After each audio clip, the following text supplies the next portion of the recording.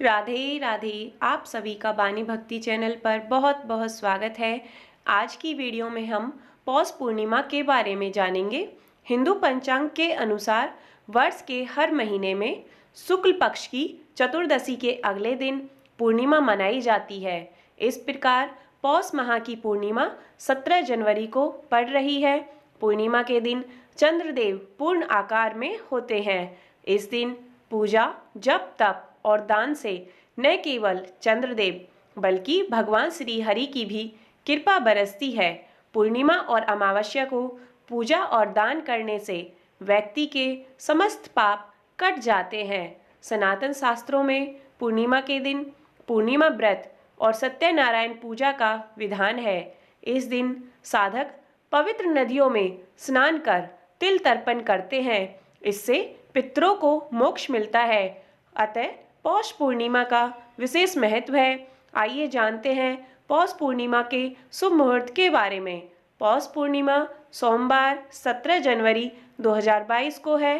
पौष पूर्णिमा तिथि 17 जनवरी को देर रात 3:18 से शुरू होकर 18 जनवरी को सुबह 5:17 पर समाप्त होगी। उदया तिथि मान्य होती है, इसलिए पौष पूर्णिमा 17 जनवरी को है। आइए जानते हैं पौष पूर्णिमा पूजा विधि के बारे में। इस दिन ब्रह्म बेला में उठें और घर की साफ सफाई करें। कोरोना वायरस महामारी के कारण पवित्र नदियों में स्नान करना संभव नहीं है, इसलिए आप घर पर ही गंगा जल युक्त पानी से स्नान कर ध्यान कर सर्वप्रथम भगवान ओम नमो नारायण मंत्र का जाप करते हुए अर्घ्य दें। इसके बाद तिलांजलि दें। इसके लिए सूर्य के सम्मुख खड़े होकर जल में तिल डालकर उसका तर्पण करें। फिर ठाकुर जी और नारायण जी की पूजा करें। भगवान को भोग में चरणामृत, पान, तिल, मौली, रौली, कुमकुम, फल, फूल, पंचगव्य, सुपारी, दूर्वा अर्पित करें। अंत में आरती और प्रार्थना कर पूजा संपन्न करें।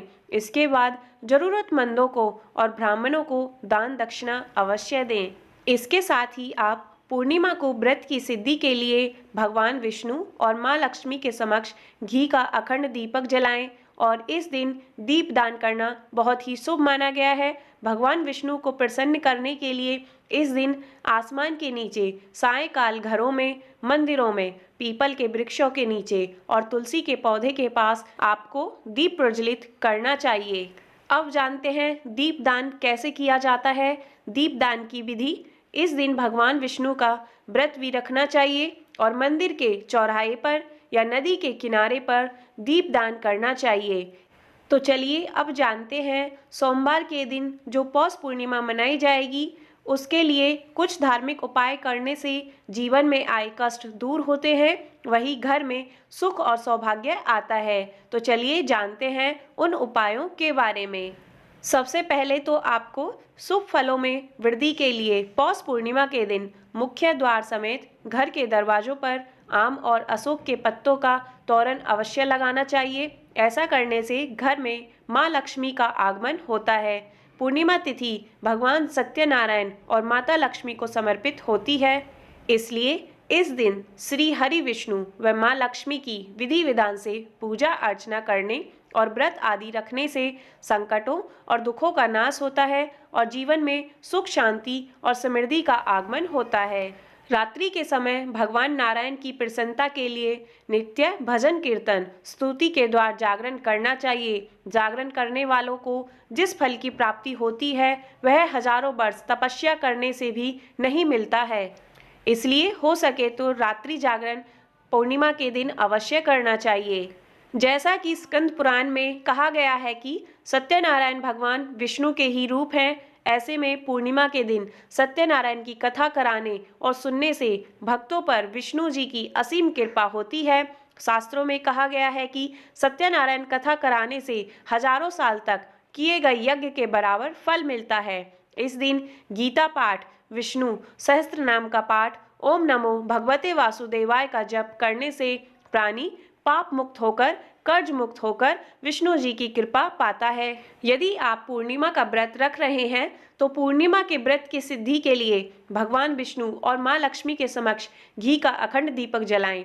इस दिन दीप दान करना शुभ माना गया है। भगवान विष्णु को प्रसन्न करने के लिए इस दिन आसमान के नीचे, सायंकाल घरों में, मंदिरों में, पीपल के वृक्ष के नीचे, तुलसी के पौधे के नीचे दीप प्रज्वलित करने चाहिए। यदि संभव हो तो पवित्र नदियों में भी दीप दान करना चाहिए।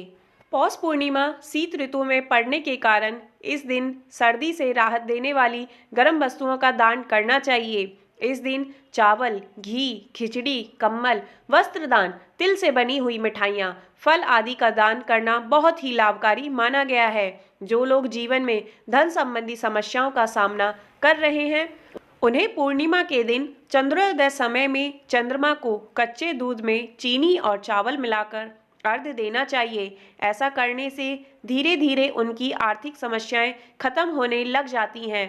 दाम्पत्य जीवन में मधुरता के लिए यह उपाय बहुत ही शुभ माना गया है। बोलिए भगवान विष्णु की जय, श्री सत्यनारायण भगवान की जय। आज की वीडियो देखने के लिए आप सभी का बहुत बहुत धन्यवाद। वीडियो अच्छी लगी हो तो इसे लाइक करें, ज़्यादा से ज़्यादा शेयर करें और चैनल पर नए हैं तो चैनल को सब्सक्राइब करें, साथ ही नोटिफिकेशन बेल ऑन करें जिससे आने वाली नई वीडियो की जानकारी आपको मिल सके। धन्यवाद। राधे राधे।